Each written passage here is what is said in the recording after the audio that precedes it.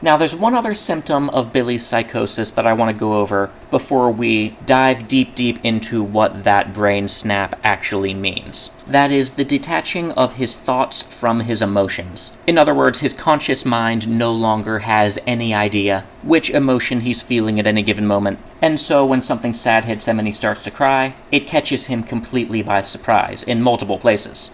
It reminds me of psychology students out there. If you've studied people who have a severed corpus callosum, the right brain and the left brain operate independently. This is what Billy's thoughts and his emotional reactions feel like to me. He's watching a show about World War II, an event he lived through, an event that very much traumatized him, and his emotions want to play it backwards, put everything back to new, reset everything so there's only two perfect people in the world and there was never any human warfare. His emotions want to fix everything, want to heal everything. But, like a person with a severed corpus callosum, the conscious mind watching the other half of the brain move their own hand, and having to guess at the purpose for that hand being moved. Billy is seeing this show, it playing in reverse, and he's not thinking in line with his emotions, rather he's thinking, wow, isn't this interesting? And he has really this detached, unemotional reaction to it. Another place in the book where we see him as a middle-aged man, eye doctor, examining patients, diagnosing lenses, we're told that he breaks down crying in the middle of the day. He has no clue why, and his doctor prescribed him to go home in the middle of the day, take a nap, and then come back. Has no idea why he's crying. That's another example of his mind being completely detached from his emotions. The earliest memory is him hunkering in that bunker,